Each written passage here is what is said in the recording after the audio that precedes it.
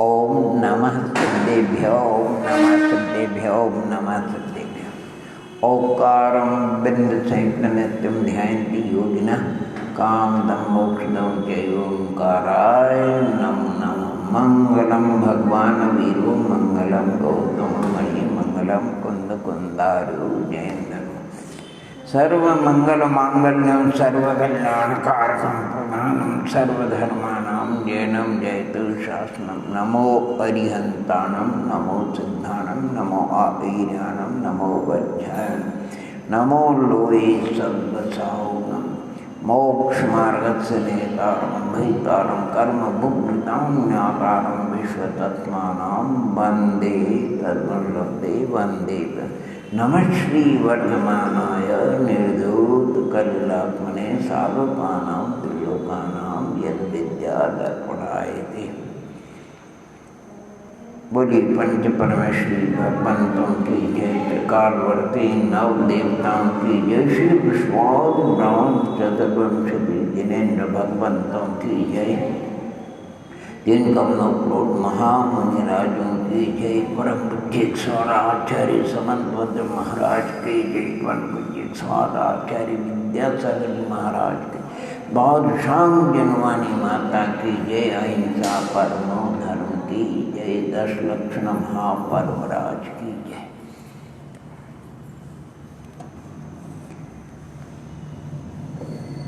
दस लक्षण महापर्वराज अर्थात धर्म के 10 लक्षण। यानी धर्म तो वस्तु के स्वभाव को कहते हैं। वस्तु से यहाँ मुख्य रूप से आत्मा को लेना और आत्मा का धर्म, आत्मा का स्वभाव जानना और देखना है। जैसा सर्वज्ञ का स्वरूप है, जैसे उन गुणों पर्याय का स्वरूप है, जैसा अपनी तरफ से नच नहीं करना। जैसे अनंतानंद सिद्ध परमात्मा उनके ज्ञान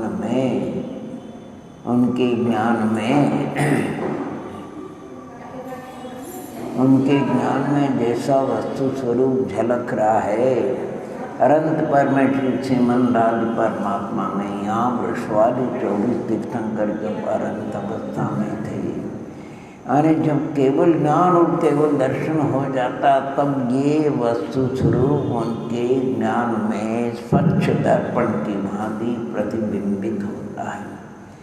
वो उनके ज्ञान में आता, लेकिन ज्ञान में आते हुए भी उसमें उनको हर्ष विषाद नहीं होता है, इष्ट निष्ठ की कल्पना नहीं होती, राग द्वेष नहीं होता है। यानी ऐसा आत्मा का स्वभाव है।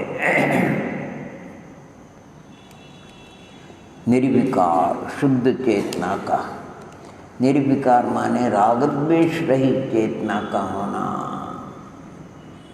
ज्ञान दर्शन उपयोग का होना, परमन होना, वो आत्मा का स्वभाव है। उसमें सभी गर्वित है। 10 लक्षण उत्तम क्षमादि 10 धर्म भी गर्वित है।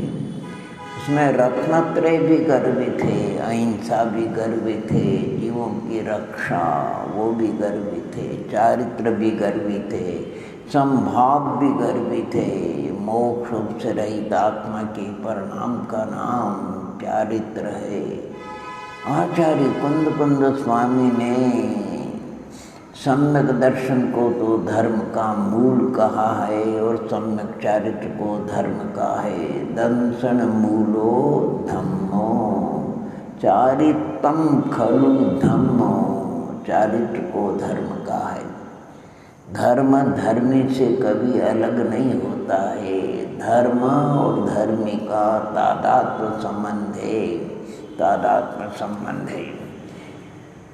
आत्मा का और ज्ञान दर्शन का तादात्म्य संबंध है। अनादि से आत्मा थी, ज्ञान दर्शन भी उसके साथ में अनादि से अनंत काल तक रहेगा। आचार्य माने भगवत में स्वामी कार्तिकेय स्वामी ने बादशानुप्रेक्षा में, कार्तिकानुप्रेक्षा में उन्होंने धर्म का 4 प्रकार से लक्षण का वही उत्तम क्षमा आदि 10 धर्म और अपनापने को धर्म कहा, वस्तु के स्वभाव को धर्म कहा और जीवों की रक्षा के परिणाम को भी धर्म कहा। अरे क्रोध आदि कषायों की तीव्रता होती तब प्रमाद रूप प्रवृत्ति होती, तब जीवों को अपने शरीर के निमित्त से बाधाएं पहुंचती है और जिसकी कषाय चली जाती है उसकी प्रवृत्ति, शरीर की प्रवृत्ति यानी मन वचन काय की प्रवृत्ति ऐसी होती कि अन्य जीवों को किसी प्रकार की बाधा नहीं होती। वस्तु के स्वभाव को धर्म, तो ऐसी कौन सी वस्तु है जिसमें धर्म नहीं हो? वस्तु के स्वभाव, बिना धर्म की कोई वस्तु आपको दिखने में नहीं आई। अगर षड्द्रव्य है तो जीव द्रव्य का धर्म कहो, स्वभाव कहो, लक्षण कहो, स्वरूप कहो, सब पर्यायवाची है। जीव द्रव्य का स्वरूप उपयोगो लक्षणम यानी जानना और देखना है, जीव का स्वभाव है, जीव का लक्षण है, जीव का स्वरूप है, जीव का सर्वस्व है। पुद्गल का स्पर्श रसगंध वर्णवंत पुद्गला, पुद्गल का स्वभाव है। धर्मास्ति काय का स्वभाव है गति हेतुत्वपना, अधर्मास्ति काय का स्वभाव है स्थिति हेतुत्वपना। आकाश का स्वभाव अवगान हेतुत्वपना, काल का स्वभाव वर्तना हेतुत्वपना।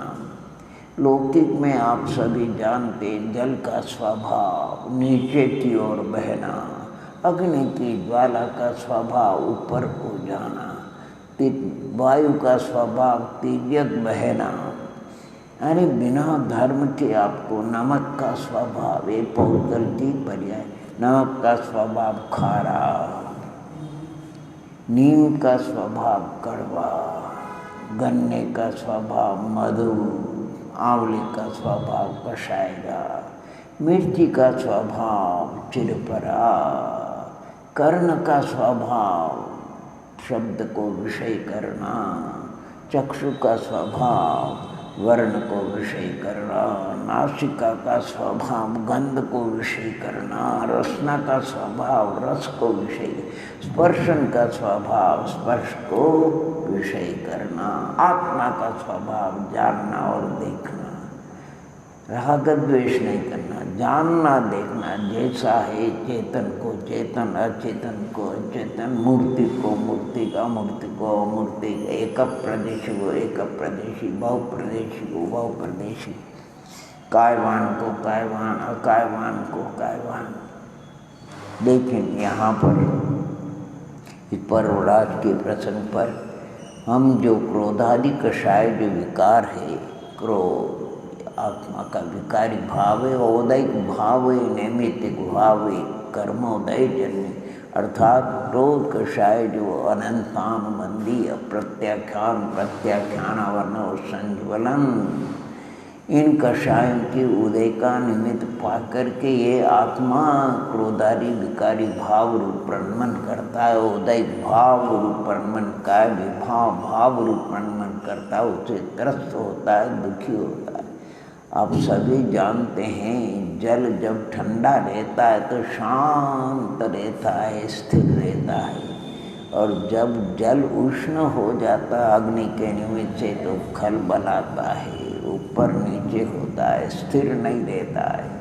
ऐसे ही आत्मा क्रोधादि विकारी भाव से उबलता है, स्थिर नहीं रहता है, खलबलाता है। और जब क्रोधादि कषाय का अभाव होकर के क्षमादि भाव रूप पर्याय रूप परमन करता है, उस काल में आत्मा शांत शांत स्थिर रहता है, निर्मल रहता है, स्वच्छ रहता है, आनंदित रहता है। तो यहाँ मुख्य रूप से आत्मा में अनेक गुण है, सामान्य गुण अस्तित्वादी, विशेष गुण ज्ञानादि, उसमें एक चारित्र नाम का गुण है। उस गुण का जो परिणमन है स्वभाव रूप क्षमादि और विभाव रूप क्रोधादि, यानी क्षमा, मार्दव, आर्जव, सत्य, शोध, संयम, तप, त्याग, आत्मजन, व्रत, ये सब स्वभाव रूप परमन है, निर्मल परमन है, स्वच्छ परमन है। और ये क्रोधादि विषय विकारी भाव विभाव परमन है, आकुलता रूप है, अशांत रूप है। अरे एक धर्म कोई अलग अलग नहीं, 10 धर्म अलग अलग समझते हैं। अगर कोई भव्यात्मा साधक भव्यात्मा अगर वो क्षमा धर्म रूप परमन करता है, उस काल में क्या उसको मार्दव भी है, आर्जव भी है, शौच भी है, सत्य भी है, संयम भी है, तप भी है, त्याग भी, आकिंचन्य। एक धर्म जहाँ पर है वह सब धर्म है। एक नहीं तो सब नहीं, एक है तो सब है। अगर कोई स्वरूप में रमण करता है भव्यात्मा, स्वरूप रमण के समय क्रोध कहाँ से आएगा, अहंकार कहाँ से आएगा, छल कपट का परिणाम कहाँ से होगा, असंयम का परिणाम, लोभ का परिणाम, असत्य का परिणाम, राग द्वेष का परिणाम, ममत्व मूर्छा का परिणाम, अब्रह्म का परिणाम हो सकता नहीं। अर्थात स्वरूप रमणता के काल में सब धर्म, एक धर्म में सब धर्म उसमें गर्भित हो जाते हैं। इसी धर्मों का आपको क्रम भी बताया था। पृथ्वी का दृष्टांत देख करके यानी अपन पृथ्वी के कई पर्यायवाची नाम है, इला, उर्वी, उर्वरी, धरा, वसुंधरा, ये सब पर्यायवाची पृथ्वी के। गब्वरी, मेदनी, धरा, वसुमती, धात्री, ये सब पर्याय। एक क्षमा नाम भी पृथ्वी का है। पृथ्वी को आप देखोगे, उस पर अपन चलते फिरते हैं, उसका खनन करते हैं अनेक प्रकार की, लेकिन पृथ्वी कभी क्रोध नहीं करती है, सबको सहन करती। ऐसे क्षमावान जो भव्यात्मा होते हैं, कुछ भी परमन कर्मोदय, शुभाशुभ कर्मोदय का फल सामने आता है, 9 कर्म आते हैं, शरीर आदि का परिणमन होता है, ग्रस्त है तो कुटुंब आदि का परिणमन होता है, निर्ग्रंथ मनीश्वर है तो वहाँ पर भी शिष्य आदि का लेकिन सबका ज्ञाता दृष्टा रहता है, हर विषाद नहीं करता है, रागत द्वेष नहीं करता। इसलिए देखो 10 धर्म का प्रारंभ भी क्षमा से और समापन भी क्षमा से। क्षमावनी पर्व तो प्रारंभ है, सबसे पहले क्षमा यानी पृथ्वी आधार है। अब हमें पृथ्वी आधार है, कहते पृथ्वी कोमल पृथ्वी होना चाहिए बीज वपन के लिए। कठोर पृथ्वी में बीज का वपन नहीं होता, अंकुर उत्पत्ति नहीं होती है, तो मार्दव होना चाहिए, पृथ्वी सरल होना चाहिए, उबड़ खाबड़ नहीं होना चाहिए। उबड़ खाबड़ में लाभ नहीं होता है, अर्थात आर्जव धर्म होना चाहिए। फिर उसमें सत्य का बीज वपन होना चाहिए। शौच धर्म, उसका जल उसमें होना चाहिए, जल देना चाहिए, जल का प्रवेश होना चाहिए। इसके बाद संयम अर्थात बाड़ी होना जरूरी है। अगर बाड़ी नहीं हो गए तो पशु पक्षी आने पशु फसल को नुकसान पहुंचा देगा। इसलिए संयम के बाद तप नहीं लगता है तो देखो वृक्ष नीचे कोई वनस्पति पनपती नहीं है। इसलिए ताप का होना जरूरी, बिना तप के उदराग्नि आदि के बिना आने जैसे भोजन भी नहीं पचता है। और त्याग का मतलब देखो किसान कृषक होता है, अगर फसल है उसमें कोई घास आ जाती तो उसको अलग करता है त्याग, क्योंकि उसके बिना मूल जो फसल पौधा है वो पनपेगा नहीं, उसको खुराक नहीं मिलेगी। और जब त्याग हो जाता है तो पौधा अकेला रह जाता है, अकिंचन्य। और फिर उसमें ब्रह्मचर्य के फल आते हैं, मिष्ट फल आते हैं। ऐसे आत्मा में क्षमा और कोमलता और सरलता और पवित्रता और फिर सत्यता, सत्य का भी, संयम की बाड़ी, तप का ताप, त्याग, जो कुछ आने जो अनुपयोगी चीज़ है उसको दूर कर दिया जाता है। अकिंचन, अकिंचन दुनिया में सबसे न्यारा, ये जानन देखन हारा, ये आत्मा हमारा। और फिर स्वरूप रमणता यानी ब्रह्मचर्य, ब्रह्म नाम आत्मा में विचरण करना, आचरण करना, अर्थात ज्ञाता दृष्टा रहना, कोई प्रकार का हर्ष, विषाद, राग, द्वेष नहीं करना। और शौच धर्म के विषय में थोड़ा आप हम चिंतन करेंगे। शौच धर्म के विषय, शौच नाम पवित्रता का, शुचि यानी पवित्रता कई प्रकार की होती है।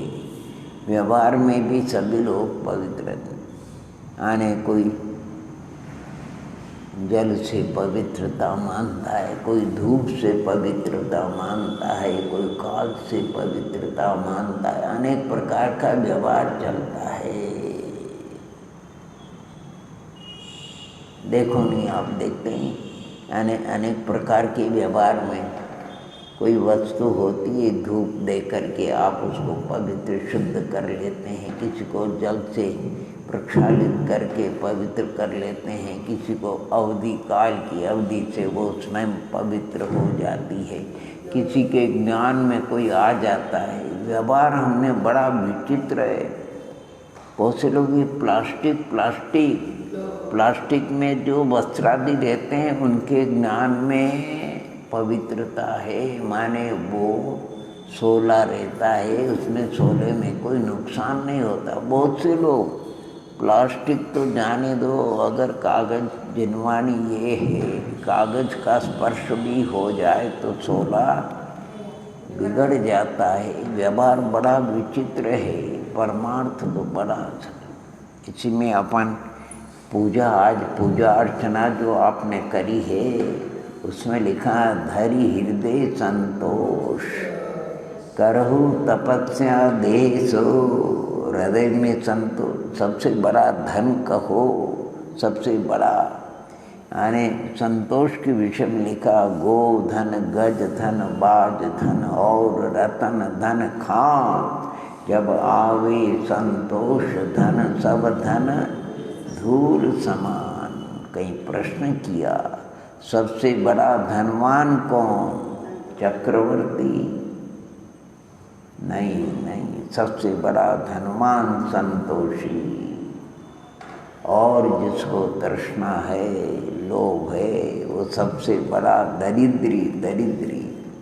एक ही घटना किसी के मुखारविंद से हमने सुनी। राजा दूसरे राजा के ऊपर चढ़ाई कर रहा था।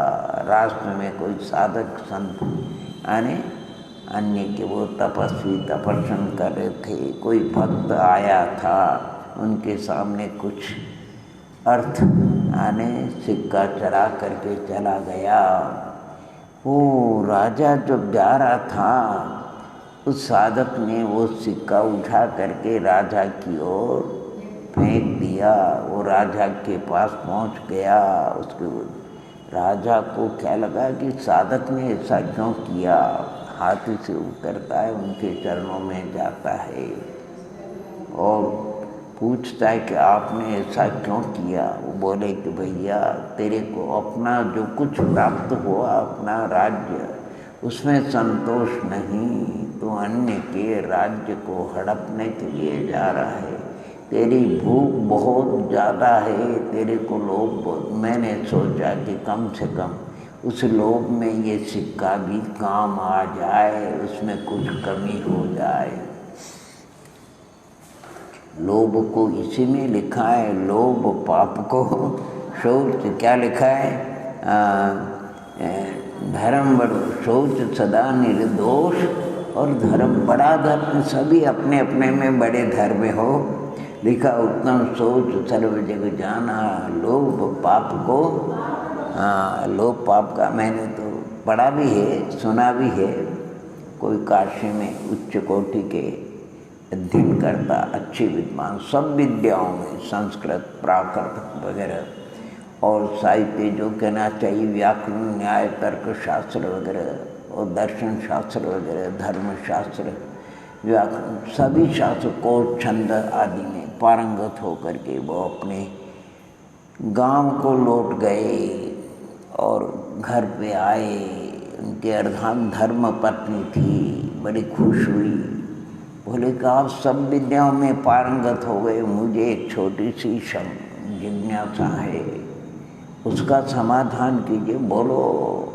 मैं सब विद्याओं में पारंगत हूँ कि पाप का बाप कौन है? ओहो, वो विद्वान विचार करते, सब शास्त्र, सब मैंने सबकी परीक्षा दी, सब में अच्छे अंकों से उत्तीर्णता प्राप्त करी, लेकिन ये तो प्रसंग कहीं आया ही नहीं। पाप का बाप का कथन तो कहीं आया ही नहीं। पुनः जाना पड़ेगा पढ़ने के लिए। विकल्प उत्पन्न हुआ, उल्टे पांव लौट जाते हैं, चल देते हैं। कहते हैं रास्ते में किसी नगर में विश्राम के लिए किसी हवेली के नीचे ओटले पे विश्राम करते सो जाते हैं। वो नगर नारी का था वो स्थान। प्रातःकाल होता है, उसकी दृष्टि पड़ती है, कोई अतिथि शयन कर रहा है, आती है, स्वागत करती है और प्रार्थना करती है कि आप दूर से आए हैं, विश्राम कीजिए, मैं आपके लिए। तो वो पहले पूछता है हवेली किसकी है, तुम कौन है? उसने अपना सही रूप बता दिया। तो फिर आप वापस कहाँ जा रहे हैं? कि मैं बनारस जा रहा हूँ, सब कुछ पढ़ा, लेकिन मेरी अर्धांगिनी धर्म पत्नी ने जो प्रश्न किया उसका समाधान मेरे से नहीं बना। वो कहते पाप का बाप कौन सा है, इसलिए मुझे वापस बनारस जा कर के इस बात का अध्ययन करना होगा। वो के कई बातें, अब बनारस अवश्य जाइए, लेकिन आज का आतिथ्य तो यहाँ का स्वीकार कीजिए। बोले कि तुम्हारा, मैं तो तुम्हारे ओटले पर सोना भी नहीं, मुझे मालूम नहीं था, भूल से छो गया, मुझे प्रायश्चित देना पड़ेगा। बहुत विनय के साथ में और प्रार्थना करी, कोई बात नहीं। कुछ उसने अर्थ भी उनको भेंट किया, थोड़ा और कहा कि आप कम से कम अर्थ में तो कोई दोष नहीं है, मैं दूषित हूँ लेकिन अर्थ में कोई दोष नहीं है। और प्रार्थना करी। उसने कहा सामग्री आ जाएगी अर्थ से। सोचा ठीक है, धीरे धीरे सामग्री व्यंजन भी बन गया। तो बोले कि व्यंजन में बना देती हूँ नहा धो करके, उसमें कोई अशुद्धि नहीं है। व्यंजन भी बन गया, बना दी, थाली भी परोस दी। संस्कृत में कहने का सार था, वो अर्थ भेंट करती गई। आप इतना मेरी प्रार्थना स्वीकार कर लेंगे तो इतनी मुद्राएं, इतना मुद्राएं, और वो मुद्राओं को देख देख करके सब भूल गए। और यहाँ तक तैयार हो गया कि ग्रास को भी खाने के लिए तैयार हो गए। ग्रास उठाया, मुख के पास ले गया और एक चप्पल लगाई और कहा कि पाप का बाप ये है लोभ। लोभ में जीव हिंसा करता, लोभी जीव झूठ बोलता, चोरी करता है, कदाचार करता है। लोभी व्यक्ति न करने योग्य कार्य को कर लेता है। तो लोभ को सचमुच में पाप का, हिंसादि पंच पापों का पिता बतलाया। बाप का मतलब समझे, पिता बड़ा होता है वो। ये जो हिंसा, झूठ, चोरी आदि, इनको तो पुत्र बताए, और क्रोध आदि जो कार्य बताए उसमें लोभ को बाप बताया, यानी पिता बताया। पिता बड़ा होता है कि पुत्र बड़े होते हैं? पिता बड़ा होता है, पुत्र छोटे होते हैं। ये बच्चों की भाषा में पढ़ाते हैं। क्रोध अंधा, मान बहरा, माया गूंगी और लोभ नकटा। नाक को भी कटा देता है लोभी व्यक्ति। उत्तम शौच सर्व जग जाना, लोभ पाप को पाप पर। आशा पाश, ये आशा तृष्णा बड़ी दुखदाई है। इसलिए तो आशा की आचार्य गुणभद्र स्वामी ने आत्मानुशासन में आशा रूपी गर्त गड्ढा इतना बड़ा बताया। उस गड्ढे में ये 3 लोग की संपत्ति को भी रख दिया जाए तो गड्ढे का कोना भी नहीं भरता। और संपत्ति इतनी है और गड्ढे अनंत जीव है, सबके इतने बड़े बड़े गड्ढे हैं, कब किसको कितना विभाग मिलेगा। कभी किसी की तृष्णा गड्ढा भर नहीं सकता है। गड्ढे का भरने का एक ही उपाय है त्याग, से वो भरता है, अन्य से नहीं। अगर सम्यक ज्ञान का प्रकाश हो जाए तो हमारा ये तृष्णा का, आशा का, लोभ का गड्ढा भर सकता है। गड्ढा भरना है, कहते हैं स्कूल कॉलेज के सामने एक कूप था, अंधकूप जल रही था। तो प्रोफेसर ने विद्यार्थियों से कहा कि इस गड्ढे को भरना है, लेकिन भरने का समय सिर्फ 5 मिनट का है। पूरा इस गड्ढे को भरना है। आपको 2 दिन चिंतन मनन के लिए, यानी सोच समझने के लिए दिया जाता है। सबने अपने अपने विचारों से सोचा।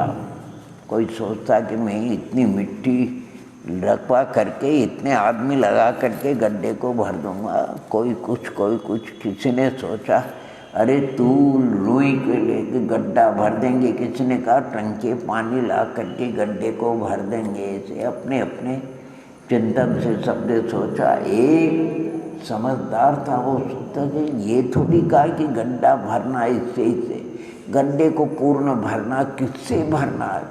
एक उपाय, और वो भी काल 5 मिनट है। ना तो जल से भरा जा सकता, न मिट्टी से भरा सकता, न दूध से भरा सकता है। वो गड्ढा अगर भरा जाए तो एक प्रकाश ऐसी वस्तु है कि जो रग रग में उस गड्ढे में समा जाएगी, भर जाएगी। और उसको 5 मिनट तो जाने दो, 2 सेकंड में काम हो जाएगा, गड्ढा भर जाएगा प्रकाश से। ऐसे आत्मा में जब सम्यक ज्ञान का प्रकाश होता है तो वो तृष्णा का गड्ढा रग रग में भर जाता है। तृष्णा पलायमान हो जाती, भाग जाती, पता नहीं लगता है तृष्णा कहाँ गई।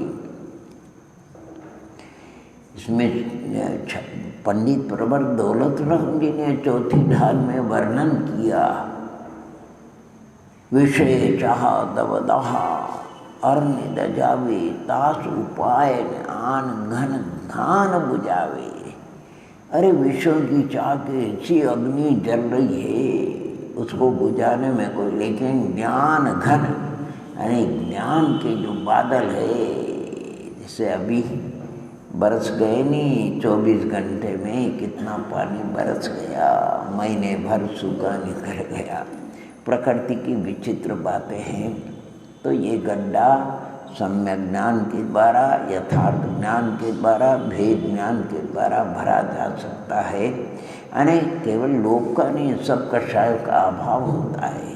तत्व सम्यक ज्ञान ऐसी निधि आपने हमारी सम्यक ज्ञान के द्वारा। क्रोध कभी उत्पन्न ही नहीं हो, जानता है क्रोध करने का मेरा अधिकार नहीं, ये वस्तु का पनमन है।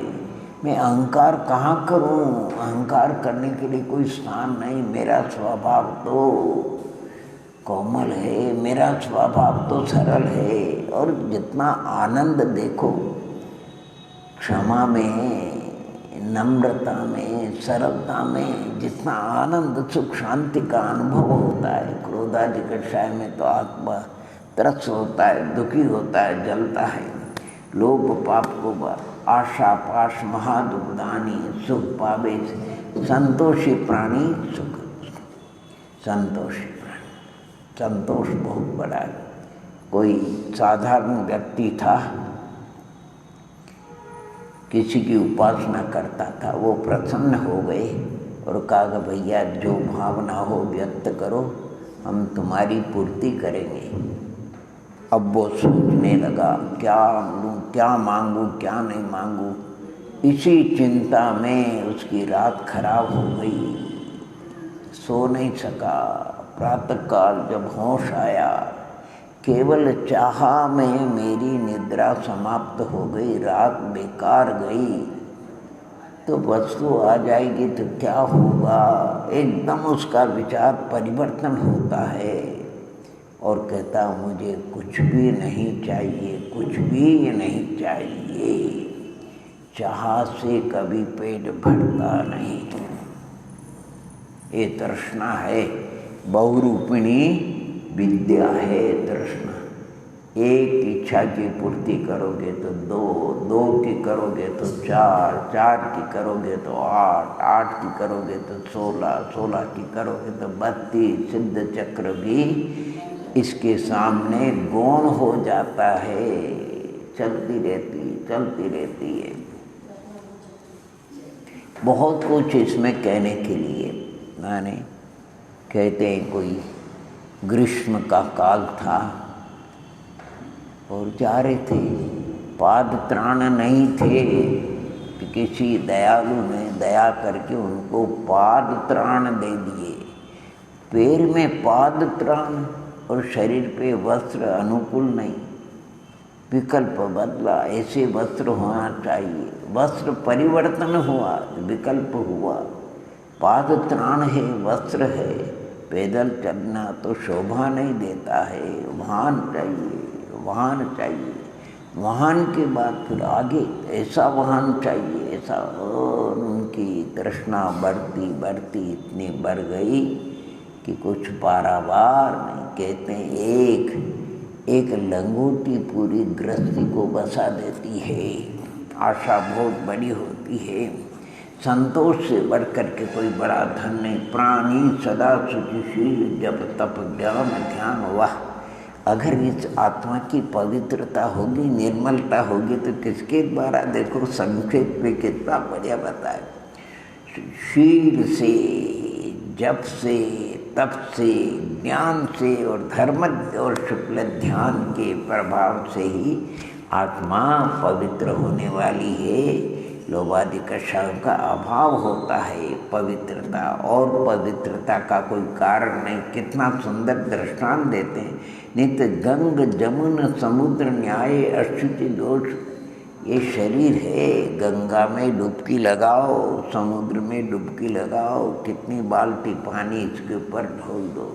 अरे कोलसे को दूध से स्नान कराओ, कोलसे का कुछ बिगड़ने का नहीं, दूध काला हो जाएगा।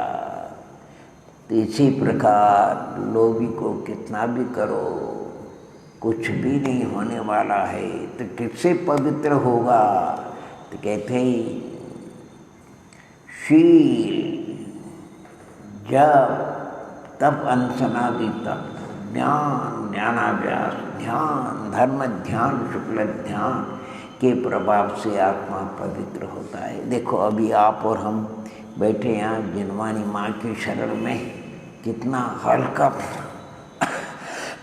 अच्छा लग रहा है। सारा जैसे बोझ हल्का हो गया आत्मा में। अभी ऐसा लग रहा है कि आदि भी नहीं, व्याधि भी नहीं, उपाधि भी नहीं, समता, शांति, सुख, निराकुलता, संतोष। अभी क्रोधादि विकारों का भी शमन है। ज्ञान ध्यान प्रभाव ते नित गंग समुद्र अशुचि दोष स्वभाव ते। ये शरीर का स्वभाव तो अपवित्र है। कितना भी 100 बार कुल्ला कर लीजिए आप और किसी के ऊपर एक कुल्ला डाल दीजिए, वो शरीर सवस्त्र स्नान करेगा, यानी कभी शरीर की शुद्धि होती रही। शरीर तो अपवित्र है, मल से भरा हुआ है, मल से बना हुआ है। अगर शरीर में भी पवित्रता आती, स्वभाव तो शुचो रत्नत्रय पवित्रते, स्वभाव से अशुचि है, रत्नत्रय की आराधना करे तो ये भी व्यवहार से पवित्र पूजनीय हो जाता है। इसलिए आत्मा को रत्नत्रय से पवित्र करना है। और नित गंग जमुन समुद्र न्याय अशुचि दोष स्वभाव के ऊपर मल अमल भर्यो भीतर कौन विधि कर सूचि कहे। क्या बात लिखा है। एक घड़ा है, घड़े में अपवित्र वस्तु है और ऊपर आप उसको धोएंगे तो क्या उसकी पवित्रता हो जाएगी क्या? ऐसे ये शरीर रूपी घड़ा है, ये चर्म से मड़ा है, इसको हम जलादि से धोते हैं तो क्या ये पवित्र हो जाएगा क्या? अरे ये वस्त्र है, शरीर से स्पर्श होते ही अपवित्र हो जाता है। एक अध्यापक महोदय वो बच्चों को पढ़ा रहे थे। पढ़ाते पढ़ाते उनके एक विकल्प उत्पन्न, सब बच्चों से कहा कि बच्चों देखो, एक हम छोटा सा तुमको प्रश्न देते हैं, दुनिया में सबसे अपवित्र वस्तु है उसको ढूंढ करके हमको बताना। 24 घंटे का तुम्हें समय दिया जाता है। बच्चों ने अपने अपने विवेक से अपवित्र वस्तु को ढूंढा, किसी ने कुछ, किसी ने कुछ, किसी ने कुछ। किसी ने शरीर को अपवित्र बनाया, किसी ने शरीर के विकार को अपवित्र बताया, और ना मालूम जो भी जितना भी बताया। तो वहाँ शरीर से ध्वनि आती है कि मैं अपवित्र नहीं हूँ। देखो नहीं, व्यवहार में आप देखो, आटा पीसते, ये तो बोलने की पद्धति, आटा नहीं पीसते किसको? गेहूँ को। लेकिन बोला क्या जाता है? आटा पीस रहे। आटा नहीं पीस रहे हैं, गेहूँ का आटा बना रहे। बोलने में ऐसे ही आता है। तो सबने अपने अपने हिसाब से बता दिया। तो वहाँ से ध्वनि आई, वो शरीर कहता मैं इतना अपवित्र नहीं हूँ। शरीर में रहने वाली जो आत्मा है, उस आत्मा में जो रागादि विकारी भाव है वो अपवित्र है। अरे एक वृक्ष पौधे में जल जाता है, कितना सुंदर परमन होता, गन्ने में जल जाता है, अमृत रूप परमन हो जाता है। अन्य भी देखो, पशु पक्षी वगैरह सब, उनके शरीर में भी जलादि और खाद्य पदार्थ जाता है, परमन होता है। लेकिन सबसे अगर देखा जाए इस मानव शरीर में जो भी जाता है वो ऐसा परमन हो जाता है कि उसका नाम लो तो अंतराय हो जाता है, उपयोग में आता तो अंतराय बनता है। यानी इस शरीर के माध्यम से, क्योंकि शरीर तो शरीर है, लेकिन शरीर में रहने वाला जो आत्मा है, आत्मा में जो विकारी भाव है, राग द्वेष आदि के, क्रोधादि कषाय, उनके कारण से ऐसा परमन होता है। परमन भी बड़ा विचित्र था। देखो माता गौ वगैरह जो पशु पक्षियों के, मनुष्य को लोग, यानी सारे शरीर में रक्त रूप परमन होता है, लेकिन स्तनों से दुग्ध झरता है, दुग्ध परमन होता है। क्या इस प्रकार? तो जो जिसकी आत्मा विकारों से रहित पवित्र हो जाती है, उसका शरीर भी पवित्र हो जाता है। रिद्धिधारी मनुष्यों की तपोबल से, रिद्धि के बल से, आत्मा की पवित्रता के बल से, धर्म और शुक्ल ध्यान के बल से शरीर का परमन इतना सुंदर हो जाता है कि शरीर औषध रूप हो जाता है। यानी शरीर से स्पर्शित वायु भी औषध का काम करते। शरीर के जितने भी अवयव है, मज्जा मांस रक्त आदि, सब औषध का काम करते हैं। और तो और जाने दो, अगर रत्नत्रय की आराधना करके कोई साधक संत अनंत अवस्था को प्राप्त हो जाता तो उसका शरीर तो परमोदारिक हो जाता है। परमोदारिक, जिसमें निगोदिया वगैरह भी जीव नहीं होते हैं। ओहो, और जहाँ वो गिराते 100 योजन तक सुभिक्षता दुष्काल नहीं होता है। तो सबसे बड़े शरीर है, शरीर का स्वभाव है, वो कभी मिटता नहीं। शरीर पवित्र न हुआ न कभी होगा, परंतु आत्मा को पवित्र करने से शरीर भी पूज्यता को प्राप्त होता है, शरीर में भी विलक्षण परमन होता है। इसलिए ये धर्म के अपने को यानी शौच धर्म कहो, लोभ का अभाव कहो, यानी संतोष कहो, यानी आत्मा में ये 4 कषाय क्रोध मान माया लोभ, क्रोध के अभाव से क्षमा, मान के अभाव से मार्दव, माया के अभाव से आर्जव और लोभ के अभाव से शौच, चारों कर लिया। इसके बाद में सत्यादि का वर्णन है। लोभ कई प्रकार का शास्त्रकारों ने लोभ के 4 बताए, यानी 4 शक्ति स्थान बताए। एक लोभ कृमि रंग के समान होता है, वस्त्र फट जाएगा लेकिन रंग नहीं उतरता है। एक लोभ गाड़े के कीट के समान बताया है। एक लोभ शरीर के मेल के समान बताया। एक लोभ हल्दी रंग के समान बताया, उसको जरा सा लगाओ तो भूल जाए। 4 इसमें भी असंख्यात अवान्तर भेद है लोभ के। जहाँ लोभ है, लोभ देखो, लोभ क्रोध को भी उत्पन्न करता है, मान को भी उत्पन्न कर। लोभ कई क्रोध का कारण बनता है, मान का कारण बनता है, माया का कारण बनता है, हिंसा का कारण बनता है। लोभ माने झूठ का, चोरी का, कुशील का कारण बनता। कौन? लोभ कारण, और ये सब कार्य होते हैं। इसलिए लोभ को पाप का, बाप का, और लोभ का अभाव ना होता है। शौच पवित्रता होती, शुचिता होती, संतोष होता है, निर्लोभता होती है, तो वो सब क्षमादि का कारण बन जाता है, सत्यादि का, अहिंसादि का कारण बन जाता है। यानी लोभ जब सब दोषों का कारण है, तो लोभ का अभाव रूप जो संतोष, शौच, पवित्रता सब गुणों का कारण है। एक साधे सब सदे, सब साधे सब जाय। कई एक छोटी सी पुस्तक में हमने पढ़ा था, वर्षा का काल है नहीं, नदी जा रही थी, नदी के अंदर जो एक काली चीज बह करके जा रही थी। किनारे खड़े हुए युवकों ने देखा कोई कंबल बह करके जा रहा है। कंबल होता नहीं ओढ़ने का। एक लोभी जान का खतरा पूर जा रही, कंबल को निकालना मुझे, तो कूद गया और कंबल को जाकर के उसने पकड़ा। कंबल ने उसको पकड़ लिया।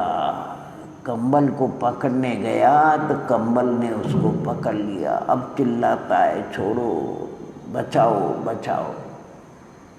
वो कंबल नहीं था, वो क्या था? भालू था, भालू, रीछ। वो उसमें बहता जा रहा था। अभी वो चेतन था, उसने देखा कोई बचाने के आया तो उसने उसको जकड़ पकड़ लिया। लोभ कहाँ नहीं करता है। लोभ से आत्मे यानी जितने दोष की उत्पत्ति होती है। कभी कभी लोभ में, जैसे व्यवहार में कहते नहीं, अरे लोभ में मूल भी चला जाता है, ब्याज के लोभ में मूल भी चला जाता है। इसलिए इस पावन अवसर पर आप और हम सभी यानी जिनवाणी देवगुरु शास्त्र की अनुकंपा से कहो, उनकी आराधना से कहो, उनकी उपासना से कहो, हम भी अपने परिणामों को सहज, सरल, नम्र यानी क्षमा रूप और शौच पवित्रता रूप अपने परिणामों को बनाएंगे। इन्हीं मंगल भावनाओं के साथ में ओम नमः, ओम नमः, ओम नमः।